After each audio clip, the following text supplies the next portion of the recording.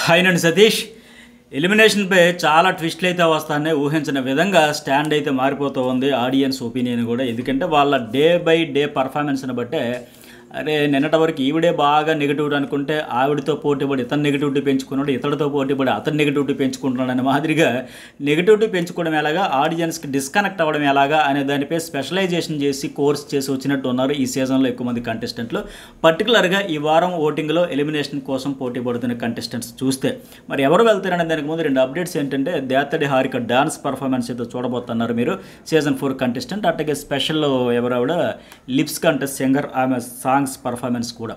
ఇక captaincy task గురించి ఎప్పుడో అప్డేట్స్ ఇచ్చేసాక ఇమాన్యుయల్ అవుతాడు, భరణయాత్ర లాస్ట్లో ఉంటారు. అట్లాగే సంజన మిడ్ వీక్ ఎలిమినేషన్ అని చెప్పేసి హైప్ వచ్చి హడావిడి వచ్చి ఫైనల్ ఆవిడైతే సీక్రెట్ రూమ్. ఇవన్నీ అప్డేట్స్ ఎప్పటికప్పుడు ఫస్ట్ మన ఛానల్లోనే ఇప్పుడు నేను చెప్పిన ప్రతి అప్డేట్ కూడా న్యూస్ బౌల్ లేదా జర్నలిస్ట్ సతీష్ ఈ రెండు ఛానల్స్లోనే ఫస్ట్ వస్తాయి.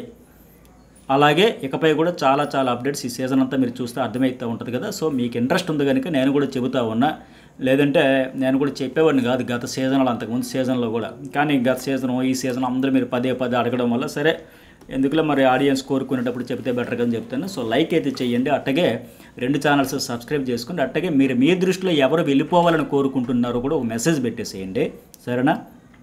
ఈ వారం చూసే వాళ్ళలో మరి ఫస్ట్ అయితే రాము రాధుడు మంచిగా ఓటింగ్ జరుగుతుంది. లోపల హౌస్ లోపల ఒకటి జరిగితే బయట ఒకటి వస్తుంది కదా. ఆయనేమో భయపడిపోతున్నాడు, ఏందన్న ఈ వారం అంతా నాకు నెగిటివ్ లాగా ఉంది, 2 గొడవలు అయినాయే భయ నేను ఆయన లెక్క. సంజన వర్సెస్ తనూజ వైఆర్ రాము, అట్టగే అక్కడ ఎవరు రీతు చౌదరి తంజన మధ్యలో ఈయన రాము. సో ఈ గొడవలు ఈ పంచాయతీలు ఏదో తేడా కొట్టేస్తుందని భయపడతా ఏడుస్తూ ఉంటే బట్ అంతకు మించిన ఓటింగ్ జరుగుతూ ఉంది. ఏకంగా మంచి హైయెస్ట్ ఓటింగ్తో సేఫ్ బెందాస్ పక్కాగా సేవ్ అయితే ఈయన.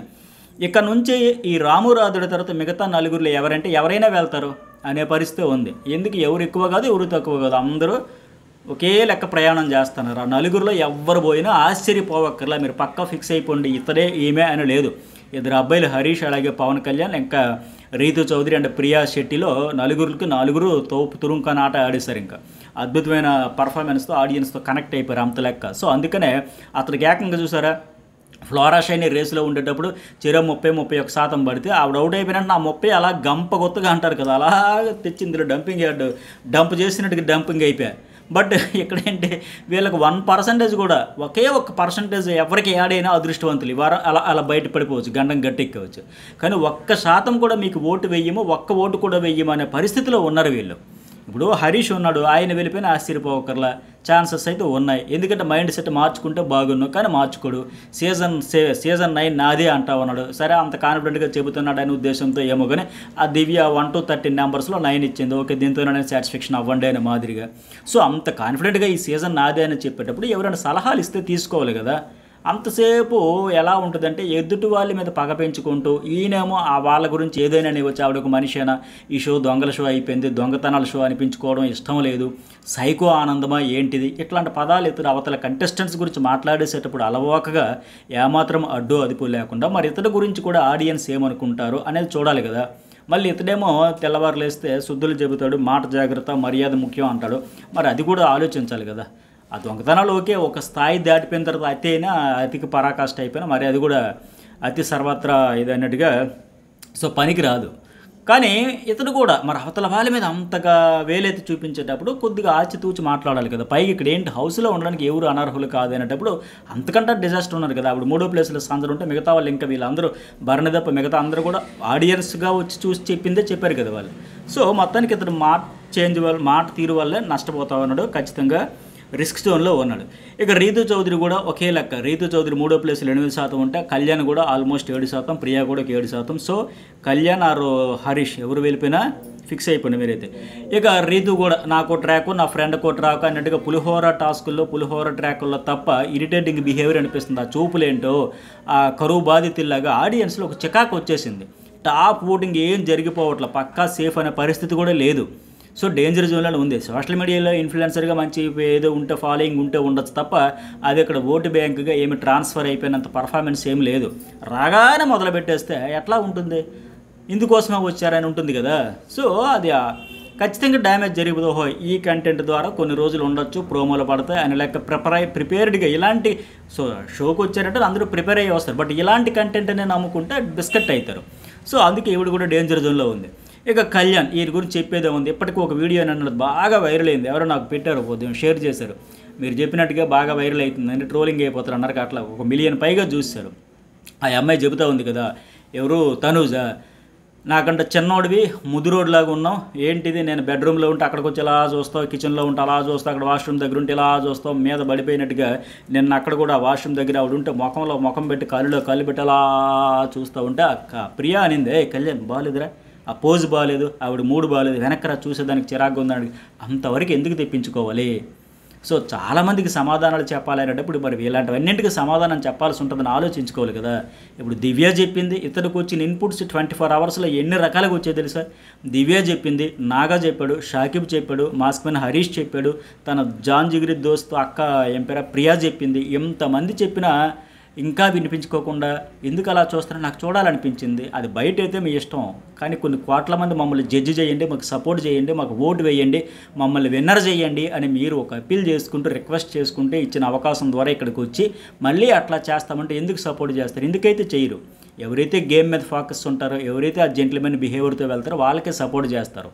నువ్వు అందరికంటే స్పెషల్ కాబట్టి నిన్ను చూస్తున్నా, అలా చూడొద్దంటే నీకెందుకు, నేను చూస్తా, అరే భయ్ నాకు వద్దు అంటే ఆవిడకి తప్పు లేదంటే ఎందుకు లేదు, ఆవిడకి కూడా ఉంది వైబ్ ఉండబట్టే కదా అంత ఎంకరేజ్ లేదు. ఫస్టే కరాఖండిగా ఫటాఫట్ అన్నట్టు చెప్పొచ్చు, నీ లుక్స్ నాకు కొద్దిగా ఇబ్బందిగా ఉన్నాయి, డిస్టర్బెన్స్గా ఉంది, ప్లీజ్ ఇంకోసారి రిపీట్ కానివ్వకు అని ఒక సీరియస్ నోట్లో ఒక వార్నింగ్ ఇస్తే ఖచ్చితంగా చూడడం మానేస్తాడు. ఆవిడ కూడా ఎంజాయ్ చేయబట్టే అటు నుంచి హోప్ ఉంది అని ఆశ కలగబట్టే ఇతడు కూడా ప్రయత్నం చేస్తాడు. ఇప్పుడు 2 చేతులు కలిస్తేనే కదా చప్పట్లో. ఆవిడ కూడా నా గురించి ఆయన ఫీలింగ్ ఏంటి, నా గురించి క్రష్ ఏంటి, నా మీద ఉన్న ఒపీనియన్ ఏంటి, లవ్ ఏంటి, ఆయన నోటితో వినాలని మురిసిపోవాలని ఆవిడ ఎంజాయ్ చేసి ఉండేటప్పుడు మరి తప్పదు. సో ఫలితంగా ఏంటంటే ఆవిడకంటే ఏముంది, ఫ్యాన్ బేస్ పుష్కలంగా ఉంది. 3 రాష్ట్రాల నుంచి ఓట్లు పడితే సీరియల్ ఆర్టిస్ట్గా, సీనియర్ ఆర్టిస్ట్గా ఒక ఫ్యాన్ ఫాలోయింగ్ ఉంది కనుక కొన్నాళ్ళు గెటిన్ అయిపోద్ది. బట్ ఇతర పరిస్థితి ఏంటి, వచ్చినట్టుగా హారత కర్పూరంలో కరిగిపోయింది ఏకం, వచ్చిన పాజిటివిటీ అంతా పోయింది. సో ఇప్పుడు దివ్య చెప్పింది, అరే భయ్ నీ యాటిట్యూడ్ బాగోదు, మెయిన్ కోపంగా చూస్తావు అంటే అవును నేను అలాగే చూస్తా కోపంగా, అంటే ఇది ఏదో నువ్వు ఆడిన ఆటకి, నువ్వు ఇచ్చే ఎక్స్ప్రెషన్స్కి, నువ్వు ఇచ్చే లుక్స్కి అసలు పొంతన లేదనేటప్పుడు కూడా కోపంగా ఉంటే అలాగే చూస్తానంటే ఆడియన్స్ యాక్సెప్ట్ చేయరు, మార్చేస్తారు, బయటికి తెచ్చేస్తారు. సో నీ వల్ల హట్ అయ్యాడండి సార్, ఏం పేరు రామురాదుడు, నా భుజం గట్టిది కాబట్టి నువ్వు హట్ అయ్యావంటే అది పద్ధతి కాదు కదా, అవన్నీ మార్చుకోమని మారట్లా. సో అతన్నే ఆడియన్స్ అయితే బయటికి లాగేయచ్చు.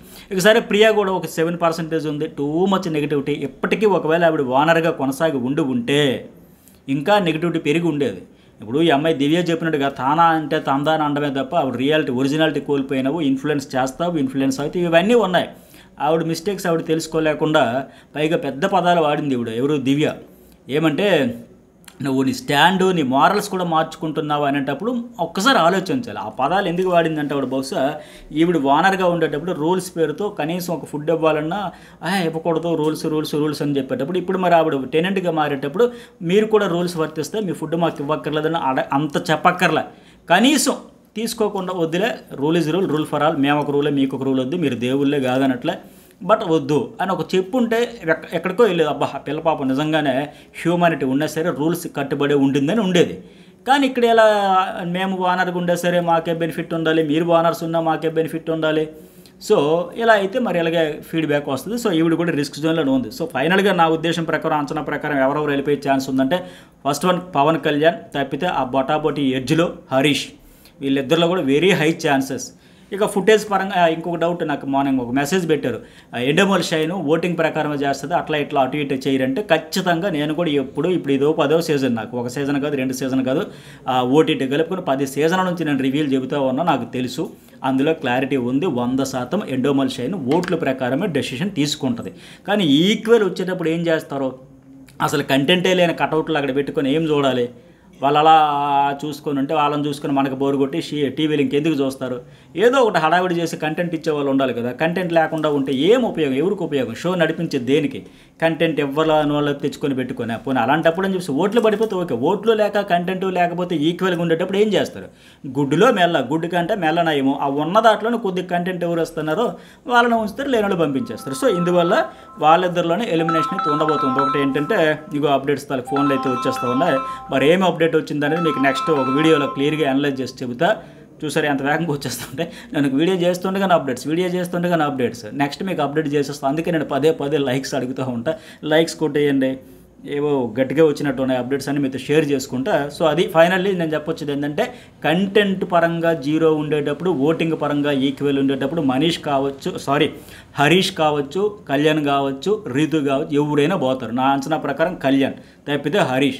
ఇంకా కావాలంటే చూద్దాం, ప్రియా కానీ వాళ్ళ వరకు థ్రెట్ వస్తుందేమో. సో మీకేమనిపించింది మెసేజ్ బట్టి అప్డేట్ ఏంటో చూసుకుని మీకు వెంటనే వీడియో అప్లోడ్ చేస్తాను.